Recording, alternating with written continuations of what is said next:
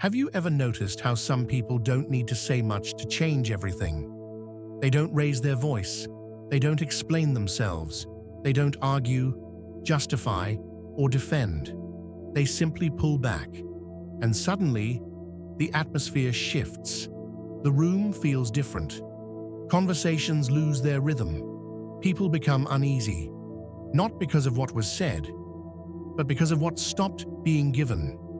Energy is not neutral. When it is present, people feel safe. When it is withdrawn, people feel exposed. And this is something most people never consciously realize.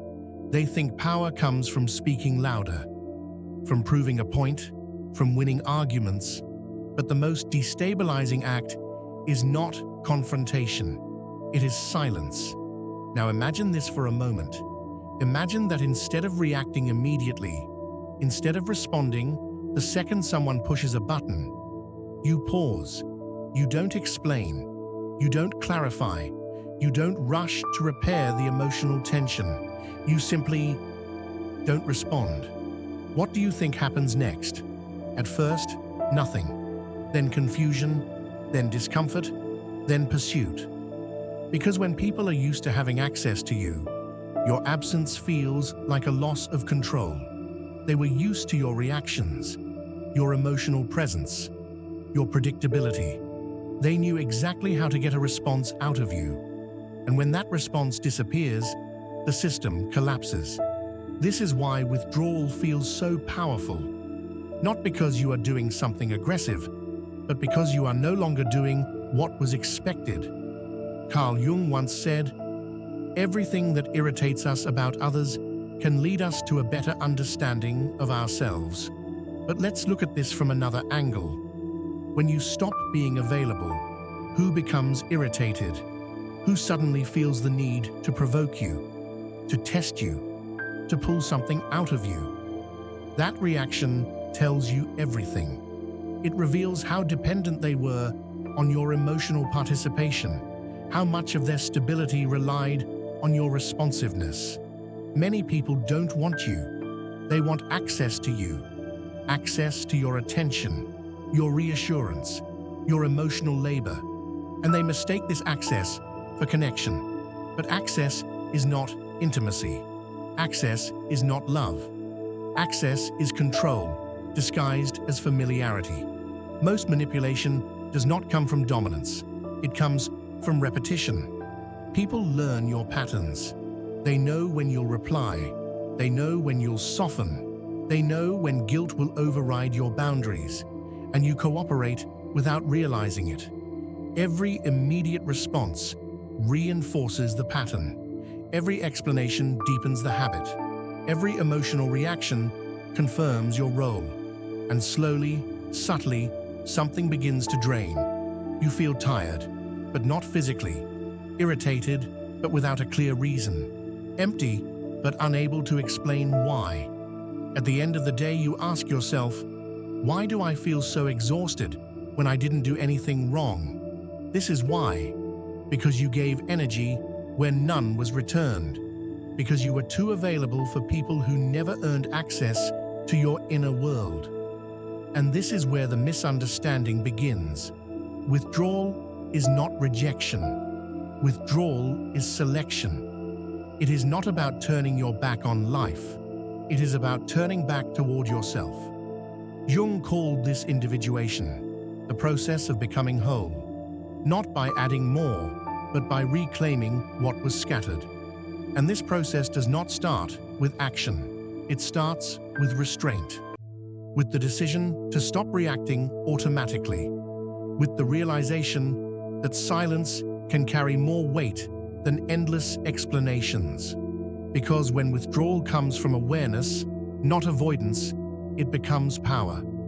So ask yourself this, honestly. How long have you allowed your emotional state to be dictated by others? How often have you reacted? Not because you wanted to, but because you felt you had to. Every reaction tightens an invisible string. And perhaps the discomfort you feel is not weakness. Perhaps it is the signal that it's time to cut those strings. to pull back, to stop being readable, to stop being available by default. Because the moment you withdraw consciously, everything changes. From a very early age, you were taught something subtle but powerful. Be present, be responsive, be helpful, be agreeable, say yes, smile, don't disappoint. Many people were conditioned to believe that their value lies in how available they are to others. That love must be earned through accessibility. That acceptance depends on responsiveness. That being needed is the same as being valued. But here is a truth that is rarely spoken clearly.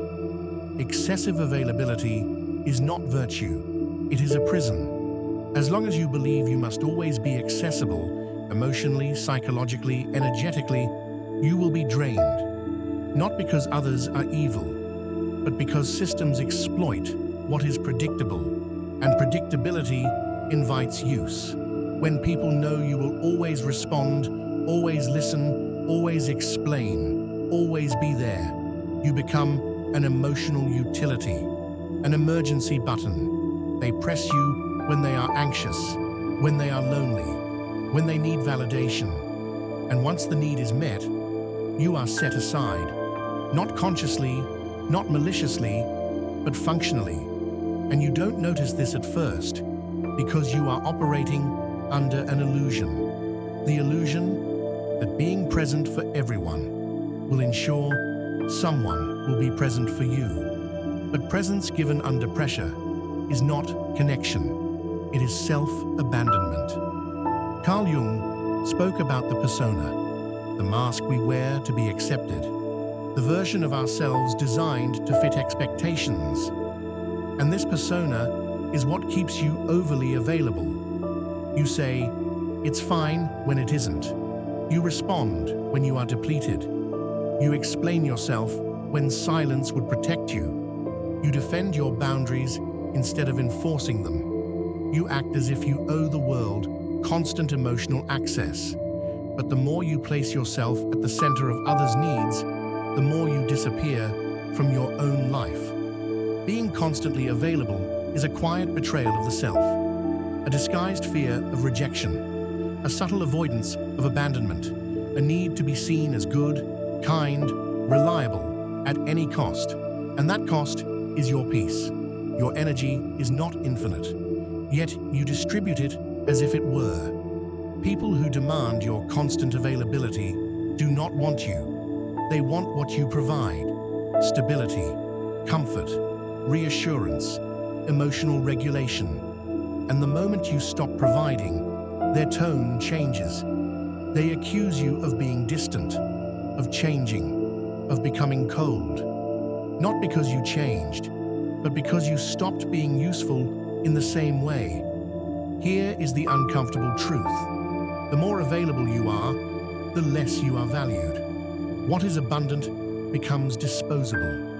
No one protects what they never had to earn. So pause here and ask yourself quietly, who truly deserves your time, your attention, your emotional presence, and perhaps the deeper question, who deserves your absence?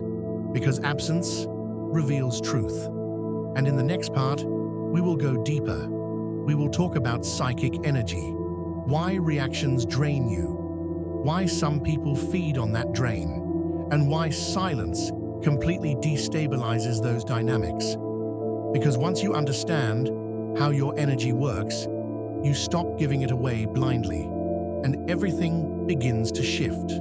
Most people believe they are tired because they do too much work, too many responsibilities, too many demands. But that's not the real reason. The deepest exhaustion does not come from action. It comes from reaction, from constantly responding to things that do not nourish you. Carl Jung did not see the human psyche as a passive container of thoughts. He saw it as an energetic system, a living field. Every thought consumes energy. Every emotion redirects energy. Every reaction releases energy outward. And here is the crucial question. Are you choosing where your energy goes? Or are you leaking it through automatic responses? Every time you react impulsively, you lose something. Not dramatically, not visibly, but subtly. When you defend yourself against criticism that did not deserve your attention, when you engage in arguments that lead nowhere, when you explain your choices to people who never sought to understand you, when you try to prove your worth to those who benefit from doubting it. All of this costs energy, and the tragedy is you don't feel it immediately. You feel it later, as fatigue, as irritation, as numbness, as a quiet sense of being hollowed out. Jung warned that what you resist persists, and what you constantly react to binds you. The more you react, the more you are psychologically tied to the stimulus. This is how manipulation truly works, not through force, not through threats, but through reaction loops.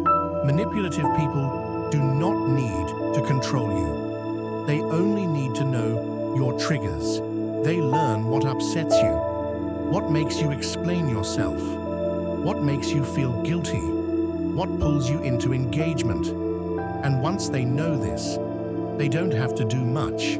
They press the button, and you respond. Again, this is not because you are weak.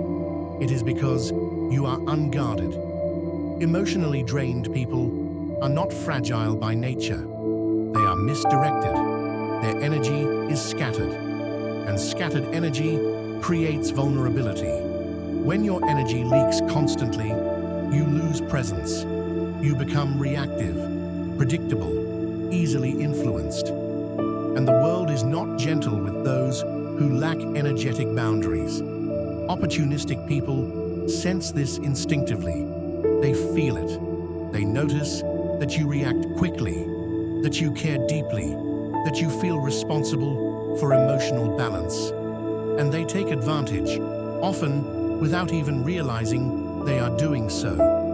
They come to you with problems, with crises, with emotional storms, and you absorb them, not because you want to, but because you feel you should, because silence feels selfish, because withdrawal feels dangerous, because saying no feels like abandonment.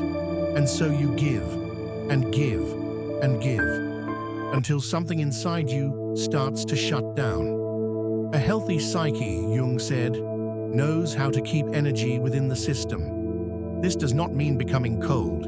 It means becoming selective, knowing when to speak, knowing when to remain silent, knowing when observation is more powerful than intervention. Because true power is not in constant engagement.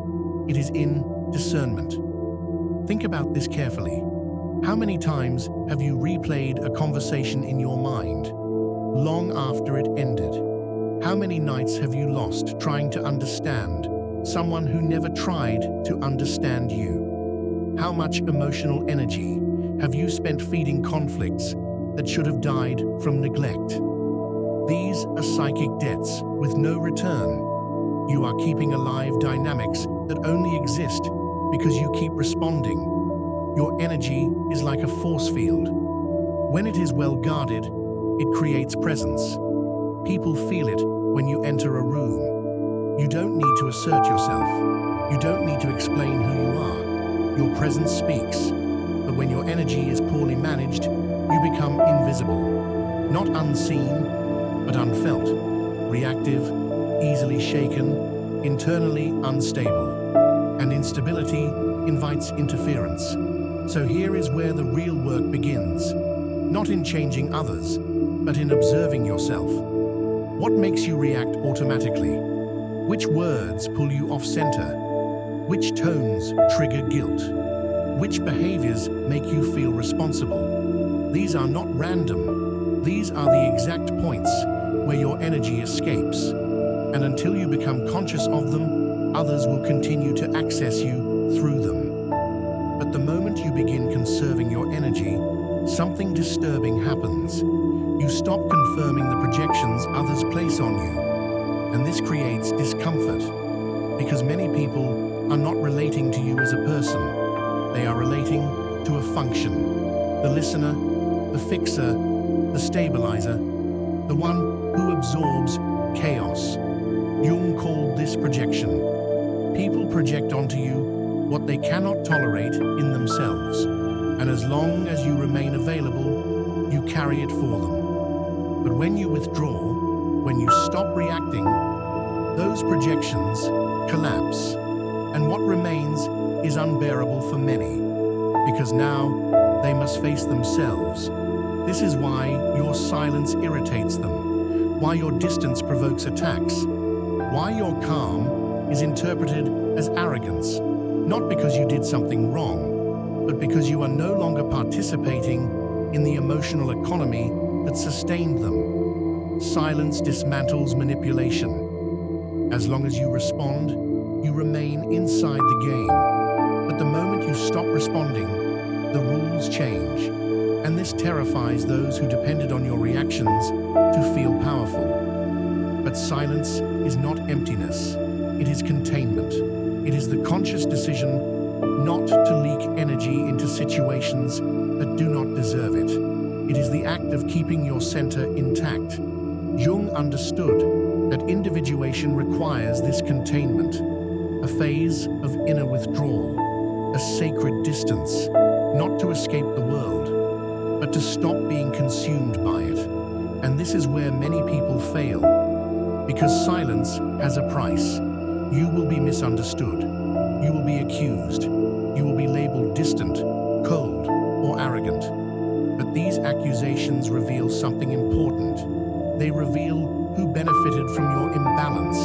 They reveal who depended on your emotional availability to maintain their own stability. And in the next part, we will go even deeper. We will talk about silence as power, not silence as avoidance, not silence as fear, but silence as sovereignty. The kind of silence that dismantles control, that exposes manipulation, that rebuilds your inner authority. Because once you understand silence, you are no longer easy to reach. And when you are no longer easy to reach, everything changes. The modern world is loud. Everyone is talking, everyone is reacting, everyone feels the need to respond immediately. Messages demand instant replies. Opinions demand defense. Emotions demand expression. And most people confuse this noise with strength. But silence, real silence, terrifies those who depend on control. Not the silence of fear, not the silence of avoidance, but conscious silence. The kind of silence that does not explain itself, that does not justify, that does not rush to repair emotional tension. This silence is not absence.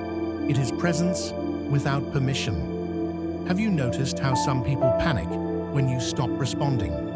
When you don't reply immediately? When you don't explain your tone? When you don't reassure them that everything is okay? They start imagining, projecting, filling the void with their own anxiety. Not because they miss you, but because your silence removes their grip on the narrative. As long as you speak, you are still participating. You are still inside the dynamic, still available to be pulled, pushed, provoked. But the moment you fall silent, the rules change, and people who relied on your reactions suddenly feel exposed. Silence interrupts emotional control. It forces the other person to sit with their own thoughts, their own insecurity, their own internal noise, and most people cannot tolerate that. Carl Jung did not see silence as emptiness. He saw it as a fertile space, a space where unconscious patterns rise to the surface. When you stop reacting, you begin to see clearly.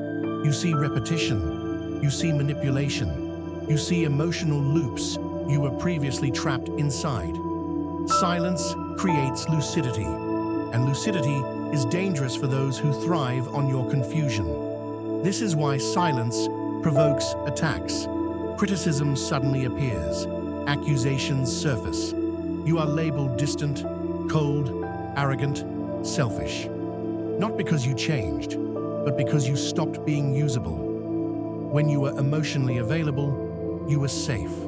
When you withdraw, you become unpredictable, and unpredictability threatens control. True silence is mastery over energy. It is the refusal to be dragged into battles that do not serve you. It is the decision to conserve your inner resources instead of dispersing them into chaos. Jung understood that individuation, the process of becoming who you truly are, requires distance, a step back from the collective noise, a separation from the mask.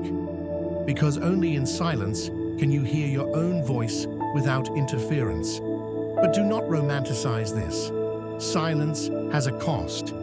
It will distance you from people who only valued your function. It will confuse those who only knew how to relate to your reactions.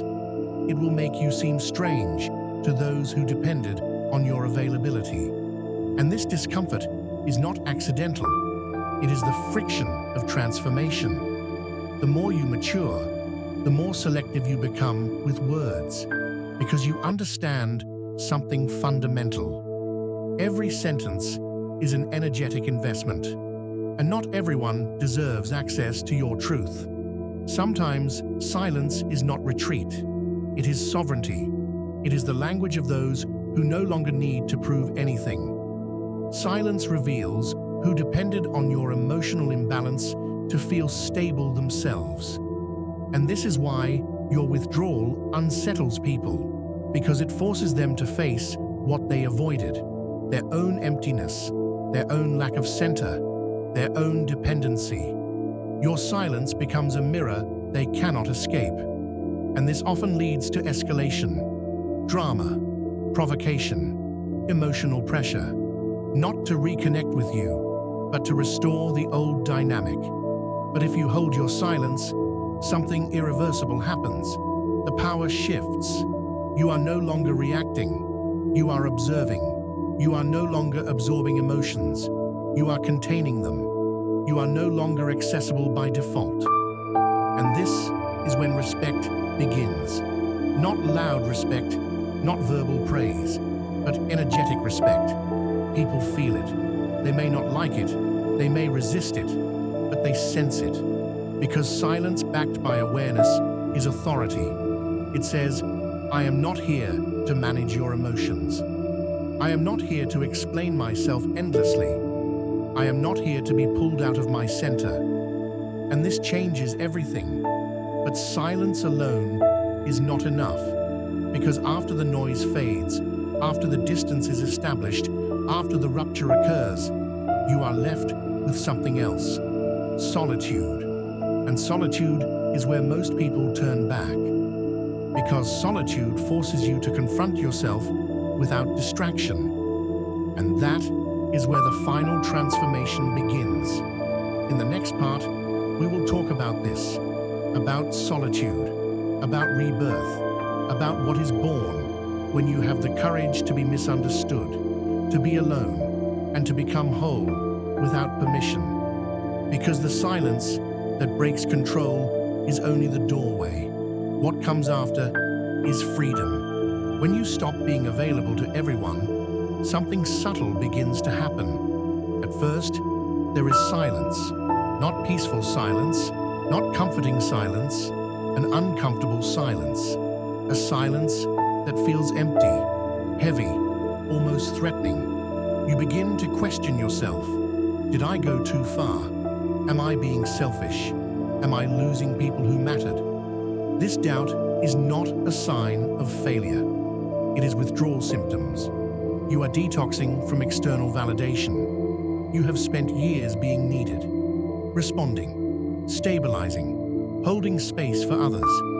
And now, that noise is gone. So the mind panics. It mistakes absence for danger. But if you remain still, if you do not rush back into old patterns, the silence begins to change. Slowly, almost imperceptibly, it softens. It becomes spacious. And then something unexpected happens. Clarity enters. Where there was confusion, there is calm. Where there was anxiety, there is steadiness. Where there was the constant urge to react, there is choice. And then comes solitude, not loneliness. Solitude, loneliness is absence of others. Solitude is presence of self. This is the solitude of the strong, the solitude of someone who no longer betrays themselves to avoid discomfort, the solitude of someone who no longer trades peace for false connection. Carl Jung understood this stage deeply. He knew that individuation, the process of becoming who you truly are, requires separation from the collective, a temporary distance, a sacred isolation, not to escape life, but to reclaim it. In solitude, you stop performing. There is no one to impress, no one to explain yourself to, no one to manage emotionally. And without realizing it, your energy returns, not all at once, but steadily. You sleep deeper, you think more clearly, you react less, your nervous system calms.